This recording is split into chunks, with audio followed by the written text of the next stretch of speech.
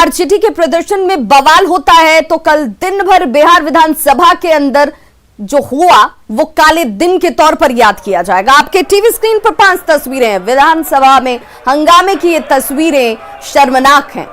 विपक्ष ने सारी सीमाओं को तोड़ते हुए सदन की मर्यादा को तार-तार कर दिया। सुबह से लेकर शाम तक बिहार विधानसभा में सिर्फ और सिर्फ अगर कुछ हुआ तो वो हंगामा हुआ।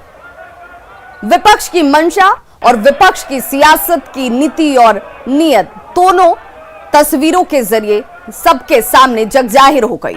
सशस्त्र पुलिस बल विधेयक के विरोध में विपक्ष ने यह पूरा संग्राम कह दीजिए जो सड़क से लेकर सदन तक पेश किया।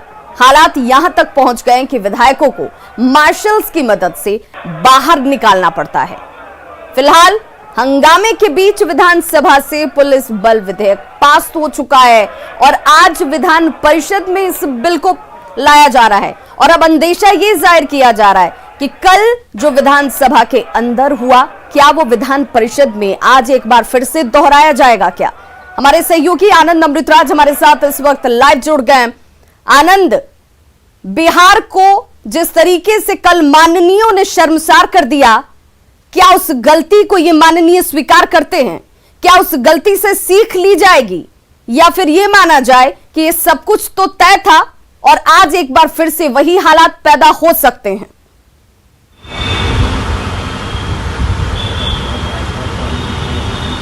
देखिए, कल परिस्थितियां जिस तरीके से दिखी है विभाग, इससे साफ है कि आरजेडी से जो तमाम विपक्षी पार्टी के विधायक हैं उनके तेवर कड़े हैं और आज भी बहुत कुछ वैसा ही होने का अनुमान है। चूंकि आज विधान परिषद में बिहार सशस्त्र पुलिस बल विधेयक है उसे पेश किया जाएगा।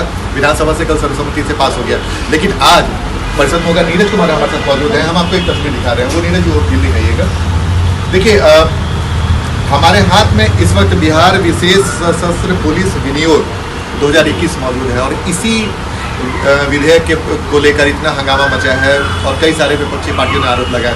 नीरज जी, आपके हाथ में जो चीज़ है, जो विधेयक है, इसमें ऐसा क्या चीज़ है जिसको लेकर जो विपक्षी पार्टी के विधायक एकदम हाईतौबा मचाया? यही तो हम जानना चाहते हैं। विपक्ष के नेता 11 मामले का आरोपी, हत्या, अनुसूचित जाति जनजाति अधिनियम 420 का आरोपी तेजस्वी यादव, बताओ अगर ये कानून गलत है तो हम ये अपने पिता से पूछो। कैदी नंबर 3351 से 26/11 की घटना की चर्चा कर रहे थे।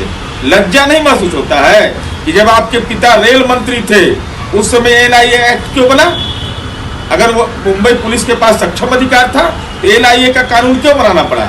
इसलिए बनाना पड़ा कि विशिष्ट तौर पर आतंकी गतिविधियों में अगर कोई शामिल या संलिप्तता की बात होगी तो एनआईए स्वतः संज्ञान लेगा। जी, कई सारे राज्यों में ऑलरेडी पहले से ये विधेयक है, तो बिहार में इतना है तो बात जैसे सीधे कर रहे हैं कि किसी घर में पुलिस घुस जाएगा, ये जो जनता को अरे चरवाहा विद्यालय से राजनीतिक ज्ञान लेके आया है, चाहता बिहार गुंडा बल बनाने के लिए।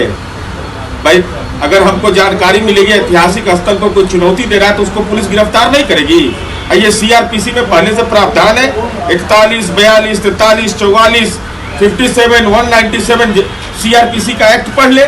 और साथ ही साथ क्या चाहते हैं कि हम जेल में बैठा हुआ जो अपराधी और गुंडा आपका लंपट है राजनीति में, शहाबुद्दीन से परमिशन लें, अनंत सिंह से परमिशन लें, राजवल्लभ यादव से परमिशन लें। किससे परमिशन लेने की बात है?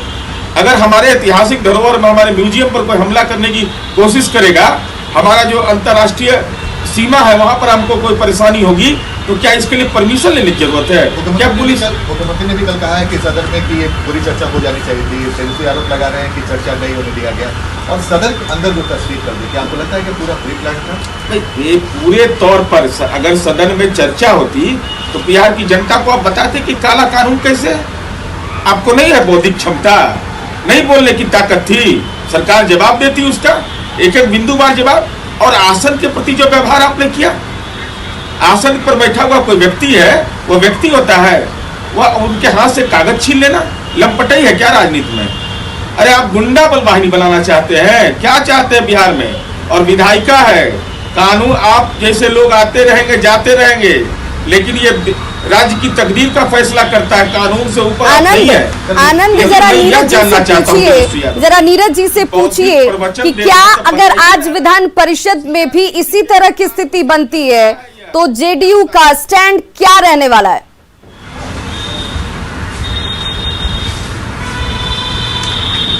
बिल्कुल विवाह, मेरा अगला सवाल भी यही होने वाला था। देखिए कल विधानसभा में तो प्रस्ताव पारित हो गया, विधेयक भी बन गया, आप आज परिषद में हो गया, तो तस्वीर वैसे ही दिखी नीरज जी की। देखिए तस्वीर जो भी हो ये मैं नहीं जानता, लेकिन इतना मैं जानता हूं कि माननीय नीतीश कुमार जी लोकतांत्रिक तरीके।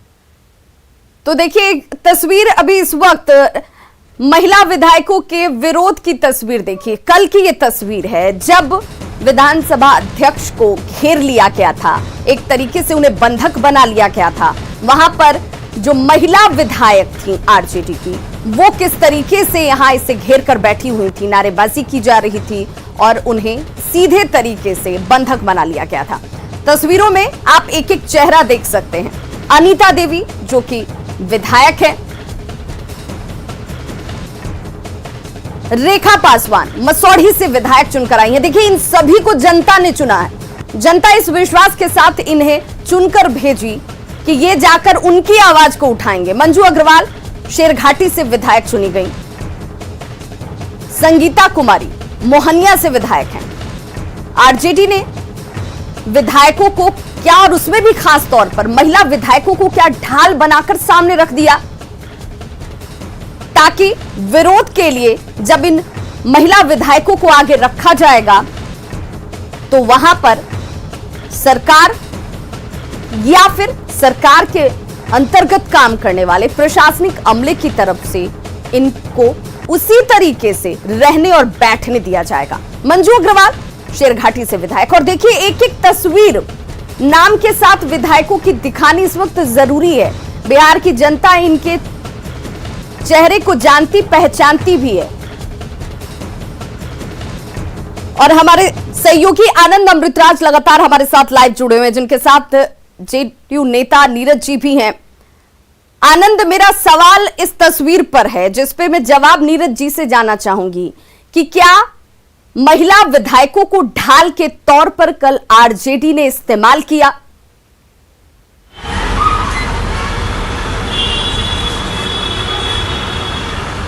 बिल्कुल नीरज जी, कल आपने भी तस्वीर देखी होगी मुझे पे कई सारे ऐसे महिला विधायकों को जो हमने देखा सदन के नजदीक, आसन के नजदीक पहुंचाना, और कल जो हंगामा उसमें कई महिला विधायकों को आगे कर दिया गया, क्या हाल के तौर पर आगे कर दिया? देखिए ये राजनीतिक रूप से शातिर व्यक्ति हुई है। आप देखिए प्रदर्शन हो रहा था, 1000-1500 लोग थे, अपने दोनों भाई हेलमेट पहन लिया। अब देखिए इन लोग का कानून तोड़ने का आदेश कर दिया, और जब विधानसभा के अंदर घटना, इधर कहाँ थे, कमरे के अंदर कैद थे, और उन मासूम विधायकों को, माननीय विधायकों को आपने जानकारी नहीं दी, तथ्यों की जानकारी नहीं दी, और उनको उत्तेजित करने के लिए उनको भेज दिया कि चढ़ जा बेटा सूली पर, भला करेगा राम। यही राजनीति है क्या? यही दुखद है, ये दुर्भाग्यजनक है। जिसको क्षमता नहीं होता वही बल प्रयोग करता है, जिसको बौद्धिक क्षमता होगा। आनंद, लेकिन ये महिला विधायक तो आरोप लगा रही थी कि इनके साथ दुर्व्यवहार किया गया। आरजेडी भी यही कह रही है कि देखिए क्या अब सरकार इस तरीके से चलेगी कि महिला विधायकों के साथ सरेआम वहां पर दुर्व्यवहार हो रहा था और उन्हें रोकने वाला टोकने वाला कोई नहीं था।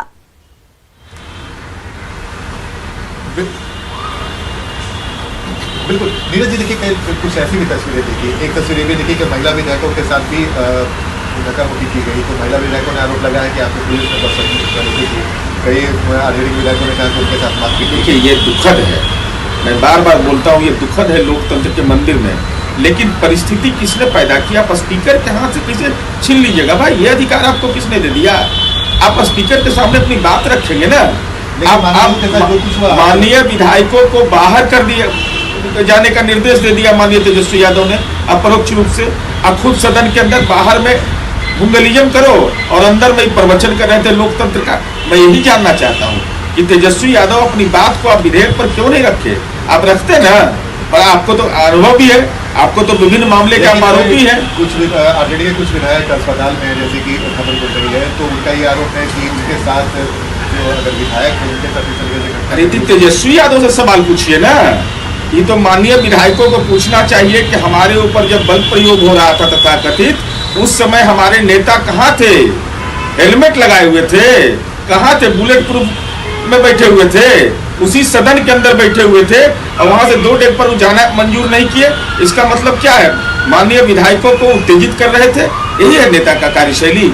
कि नेता का कार्यशैली होता है शांति स्थापित करना, कि नेता उत्तेजित करेगा। तेजस्वी यादव ने कहा है कि वो चर्चा चाहते थे लेकिन सरकार चर्चा नहीं होगी। अरे भाई, तो चर्चा तो आप ही ना करिएगा। जब आपको सदन के अंदर आप विधेयक पहला दिन आपने फाड़ डाला, उसको स्पीकर के हाथ से छीन रहे हैं, ये क्या मतलब है? अरे बल प्रयोग पर हठधर्मिता से लोकतंत्र का मंदिर चलेगा? बिल्कुल, यानी कि आपका कहना साफ है कि जब विधेयक को ही फाड़ दिया गया और फेंक दिया गया तो आनंद जरा नीरज जी से पूछिए कि क्या सत्ता पक्ष विपक्ष को ये भरोसा नहीं दिला पाई, क्या सत्ता पक्ष ये नहीं समझा पाई कि ये इस विधेयक में आखिर है क्या, इससे क्या ताकत पुलिस को मिलेगी, और अगर ताकत का दुरुपयोग पुलिस करती है तो उसके लिए ऊपर भी मॉनिटरिंग है, कोई इस तरीके से निरंकुश नहीं हो सकता है, शासन इसी तरीके से चलते हैं, व्यवस्थाओं में सुधार के लिए इस तरह के अमेंडमेंट्स किए जाते रहे हैं और यही किया जा रहा है।